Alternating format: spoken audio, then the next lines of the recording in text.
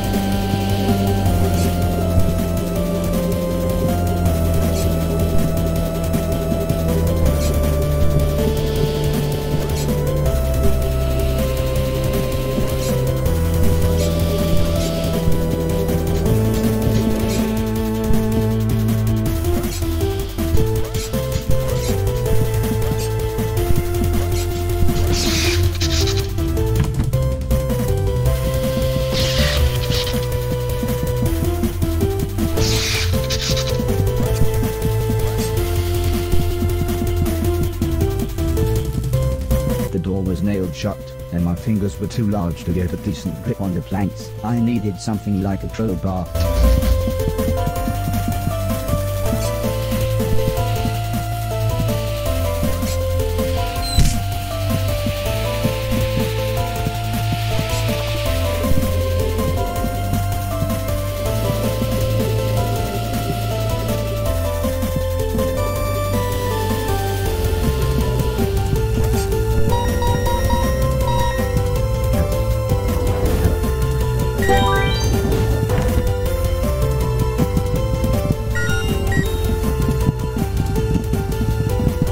My shoes struggled to grip the slippery wall.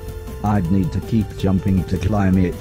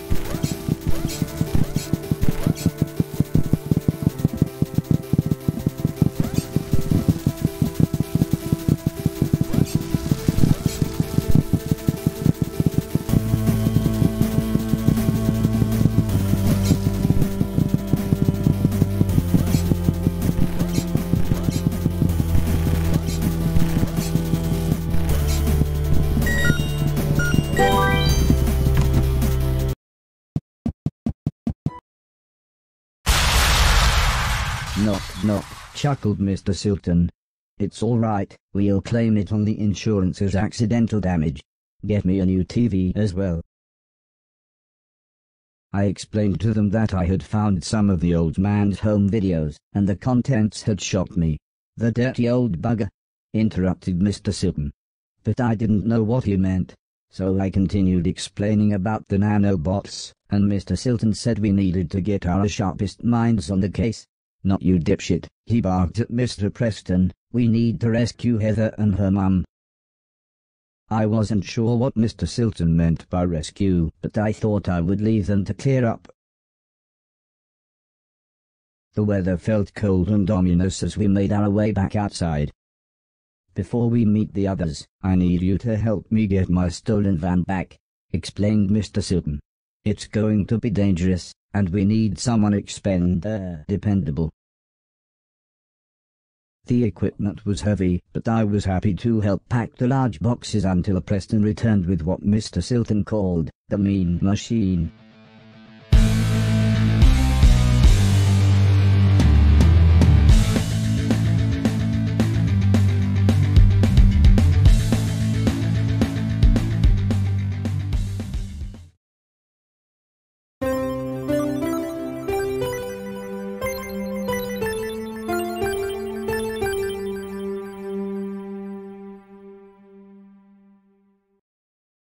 Mr. Preston seemed even more anxious than usual. At first I thought he just needed to use a toilet, but Mr. Silton explained that their old gang members lived around here. Somehow the money went missing when we robbed that post office, he continued. For some reason they thought we'd taken it, but, as he put it, why would we live in such a dump if we had a load of money? Although this clarified things for me, it certainly didn't calm Mr. Preston, who suggested we gotta move on. Don't worry, we'll be a matter of minutes, we just need to send Mr. Chips up there to have a look, said Mr. Silton as he pointed to a window high up the building. Go on, he said with a smile, off you go then.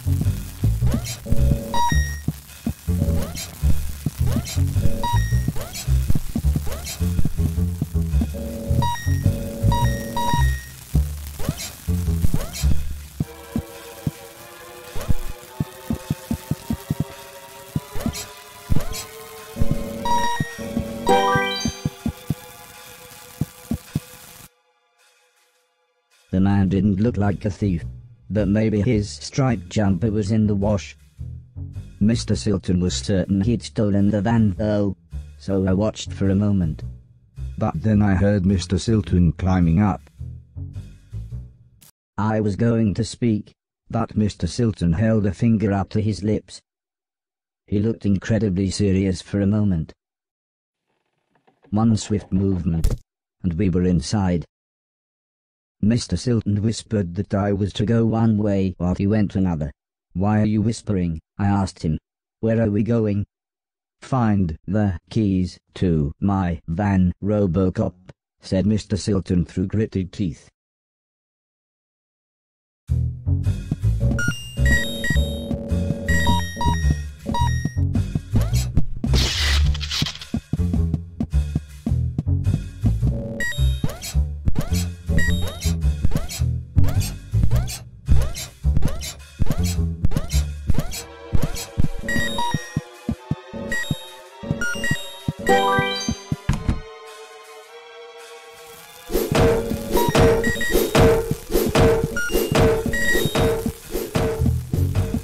The piles of junk were all wired into the mains. I suppose it was a good deterrent against thieves.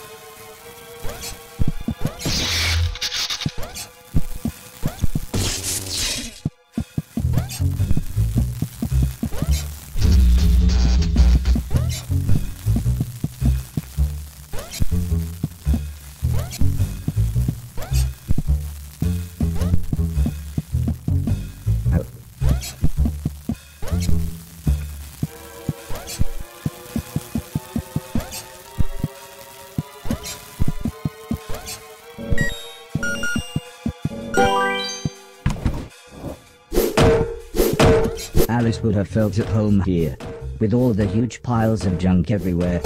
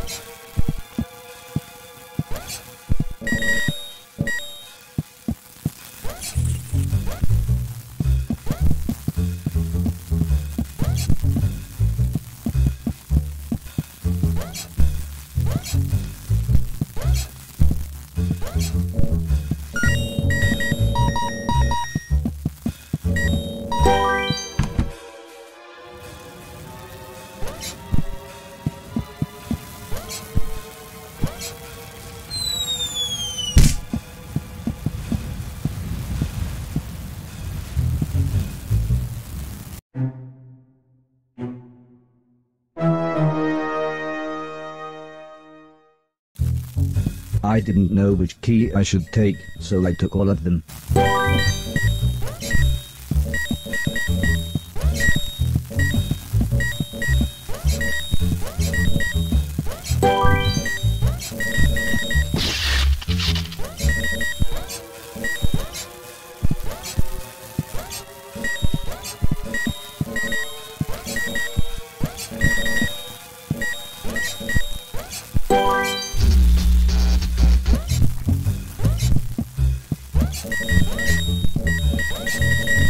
I finally managed to collect all of the keys.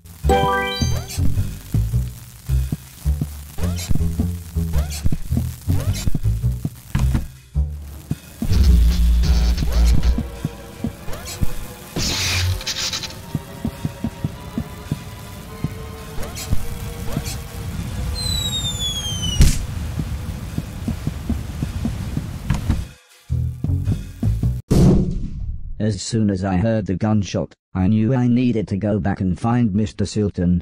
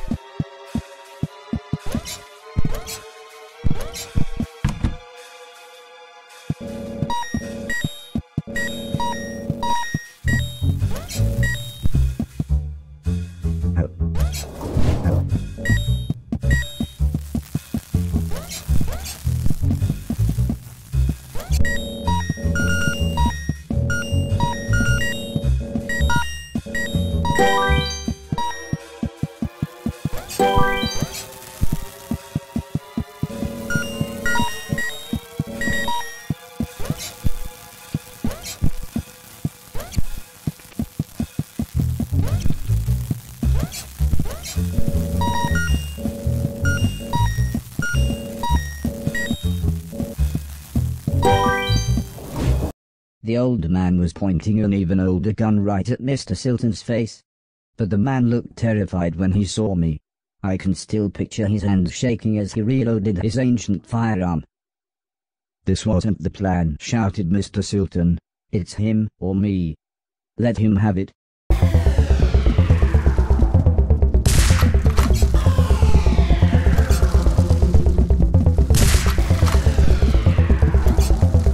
I didn't know what I was going to do when I caught the old man.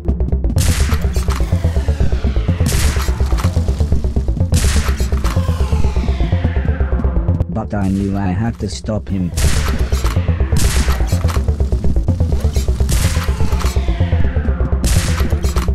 If someone dared hurt my friends, they would have to pay.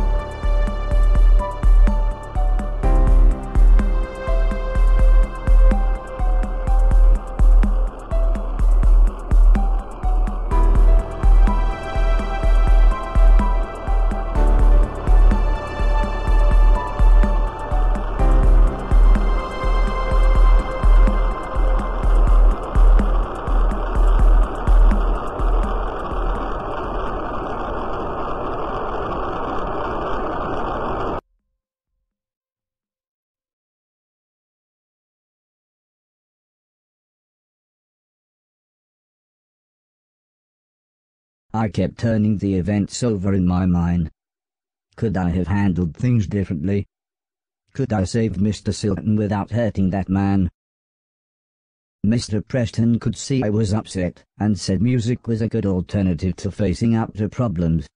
"Come with me," he insisted. "I'm going to teach you how to play drums." "First," he said, "just play the bass drum along with me. We'll see how good your timing is."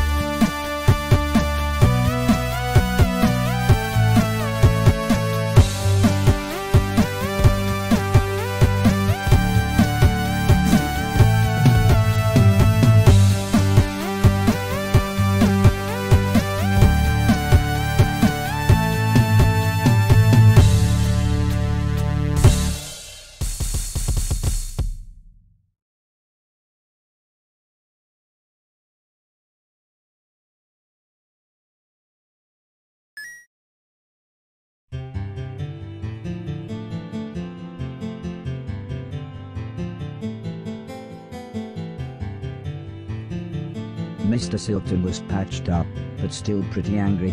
He referred to the man as a word that wasn't in my dictionary file. It should have been between cunning and cup. I reminded Mr. Silton about going to find the others now we had the van. But he said there was something even more important we had to do first. Mr. Silton explained that it was a good idea that Mr. Logan be released from prison early, and that this wouldn't involve a parole board but might involve dynamite. Straight away I was apprehensive. I thought only bad people went to prison. I knew Mr. Logan was the guitarist in Mr. Silton's band, but why would we help a bad person? In the end, I think it's only Mrs. Silton's smile that convinced me to help. Mrs. Silton promised to have a present for us when we got back. She said she'd been saving her money from her decorating job.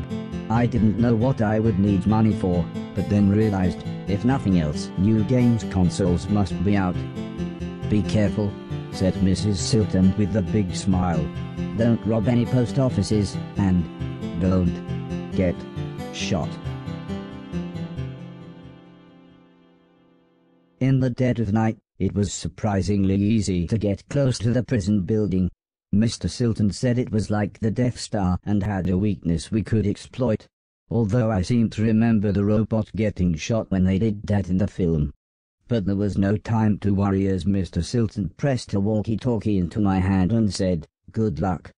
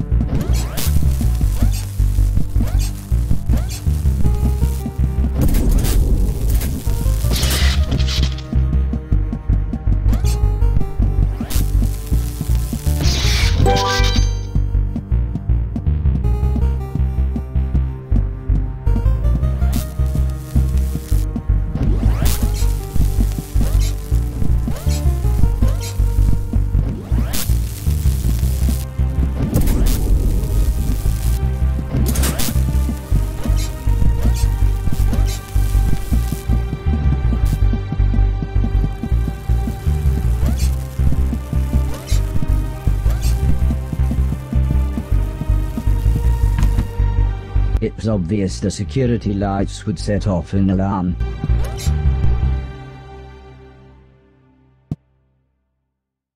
I needed to find somewhere to hide, or the guards would kill me.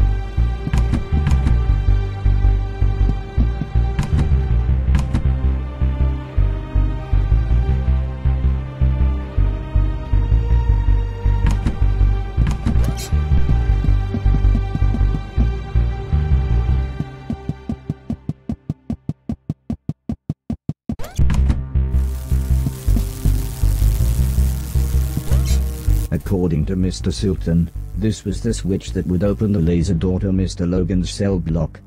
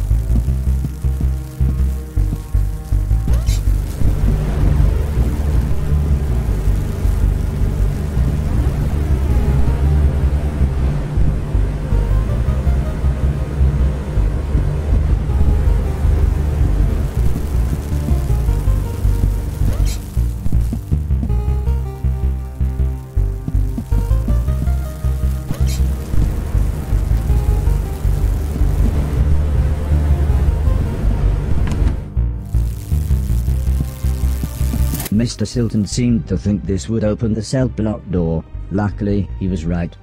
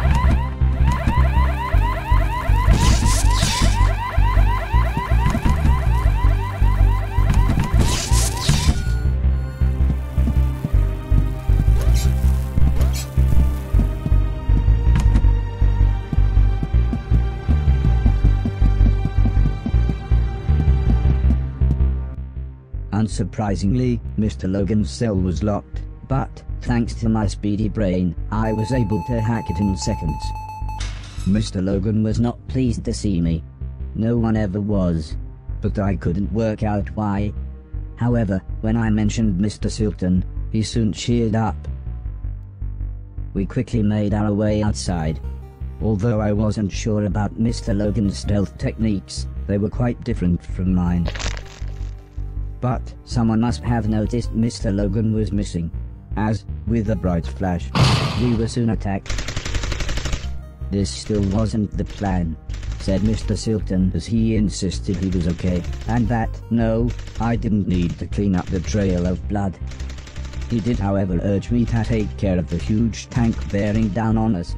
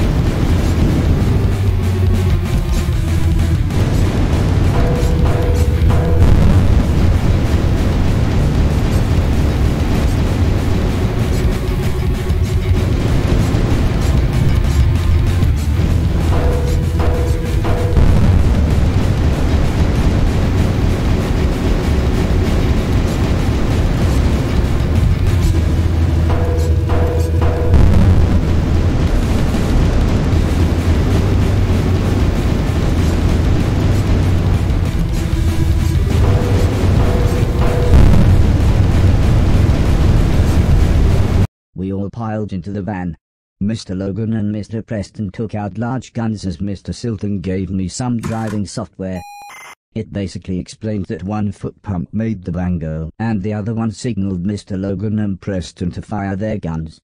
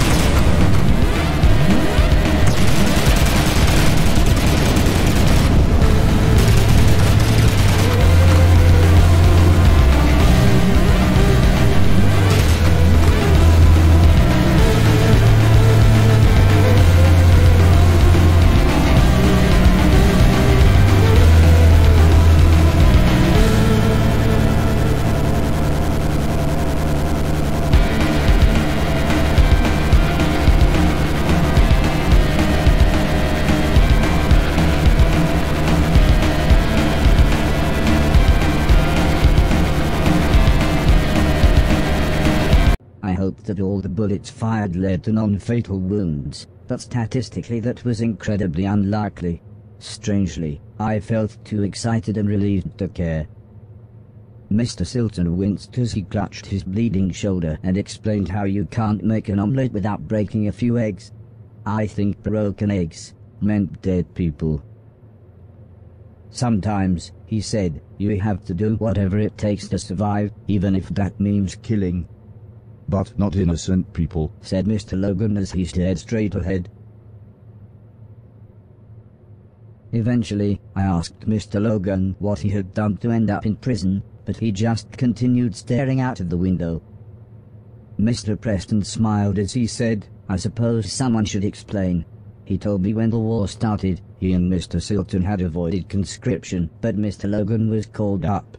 His unit's first orders were to sweep through a huge urban area, killing anything that moved. The only trouble was, hundreds of refugees had recently taken shelter there. The generals knew that those people were there, said Mr. Preston, but they couldn't have cared less. This isn't the time for another one of your conspiracy theories, interrupted Mr. Silton. Although this obviously annoyed Mr. Preston, he continued explaining how Mr. Logan and another man deserted, and, after a poor attempt to hide in a wooden vaulting horse, the pair of them were caught at gunpoint on a train, whilst trying to speak rudimentary German. Mr. Logan guided us down a small side street as Mr. Preston complained that he needed the toilet. Mr. Silton asked why we were taking the scenic route while he was trying not to bleed to death. But Mr. Logan gave Mr. Silton a quick glance. You're fine, he said with the faintest of smiles. Soon the night sky was full of twinkling stars, and I was able to impress everyone with my navigation skills. The software was state-of-the-art, but I remember Heather telling me how the ancients had used the stars in much the same way. It always made me smile, thinking about the names she gave the constellations. It was the middle of the night by the time we got back, but Mrs. Silton was still up waiting for us. Really, again, in the same place, was all she said as she shook her head and tended to Mr. Silton's second bullet wound. Mr. Preston nearly knocked us over as he sprinted towards the bathroom. It appeared that his body had kept on making urine, even though it didn't have anywhere left to store it.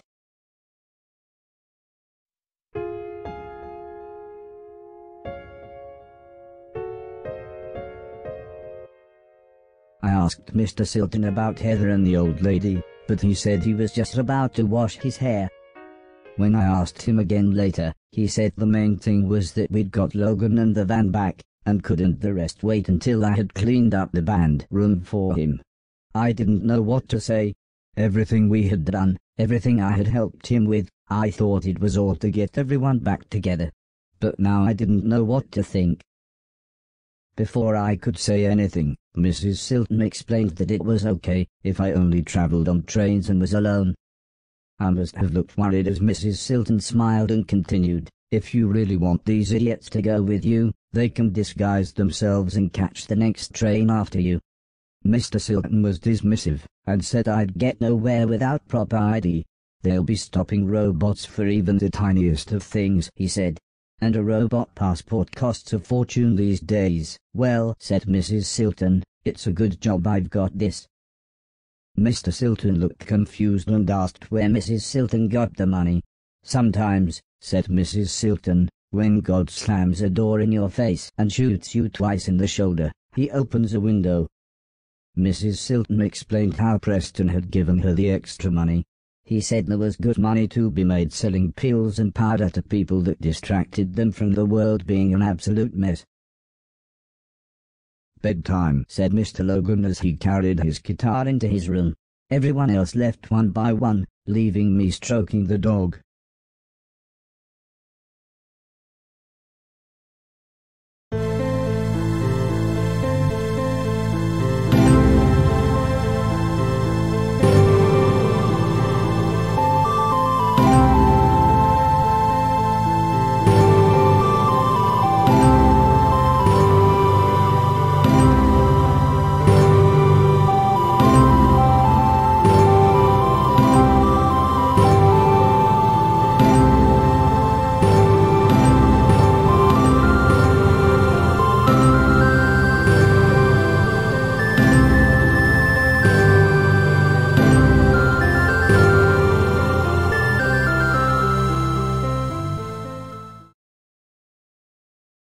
I awoke to the sound of Mrs. Silton making herself some breakfast. It felt very early, but I suppose it was just that we had got in so late. Mrs. Silton gulped down her coffee, and with a reassuring smile she said, "Let's do this."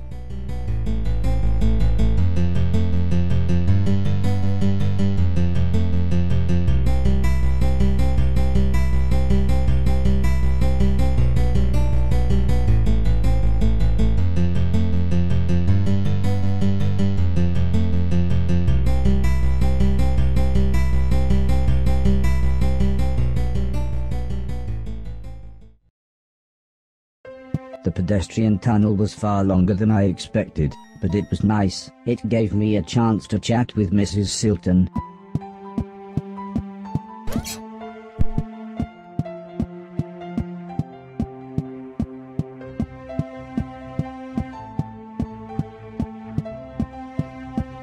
She told me she was from an upper-class family, and that her parents had nearly disowned her when she married Mr. Silton.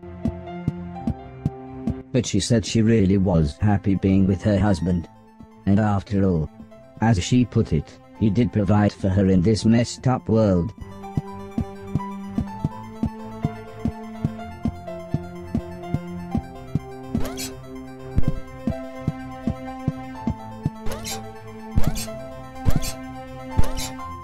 However, I couldn't help but laugh when she said how much she liked Mr. Silton's band. I steered the conversation onto the topic of the war. She explained she had been a nurse near some major combat, but she looked really sad, so I changed the subject. I asked her if the town was nice. Mrs. Silton smiled, and described it as a wretched hive of scum and villainy.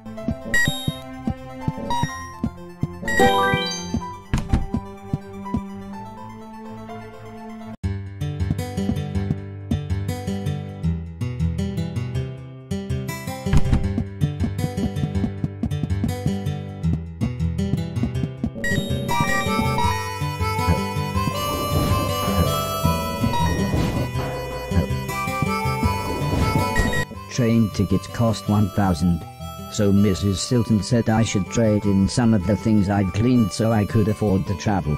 However, when we tried the door, it was apparent that the junkyard owner wouldn't be back for a while.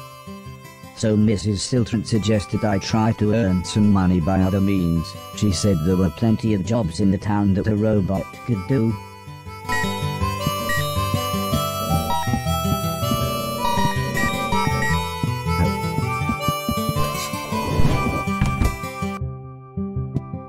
The largest of the old ladies explained the job to me. I would be drying plates. She explained that old people couldn't afford to retire anymore, so she and her friends had to take menial jobs. All of the old ladies would be throwing plates at me as quickly as they could. I just had to catch and dry them.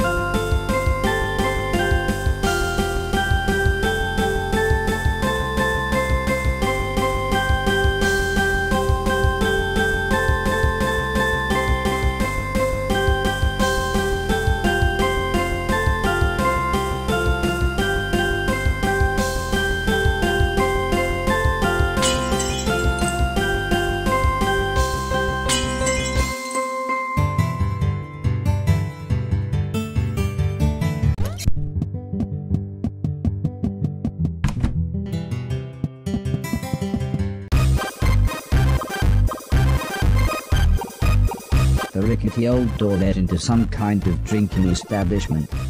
But the bartender soon made it clear that, as he put it, they didn't serve my kind here, and that I would have to wait outside.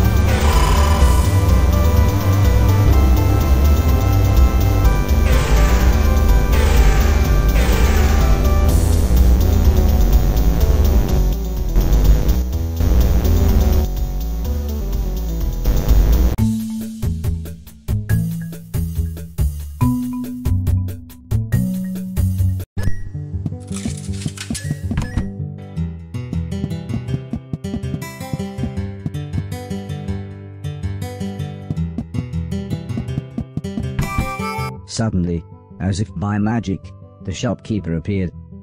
"Hello, sir," he said. "If there's something that catches your eye, just pick it up and bring it over to me."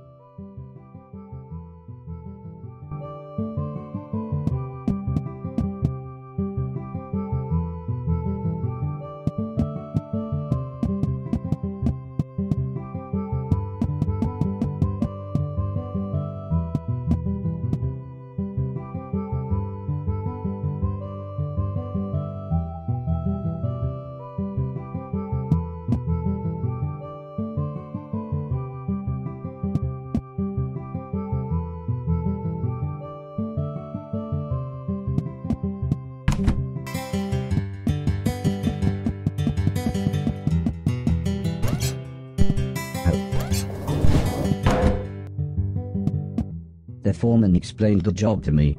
I would be making bricks. The world needed rebuilding and these bricks would more than help. He said I would be on the end of the production line and would be shaping the final part of the bricks. All I had to do was hit the brick in time with everyone else.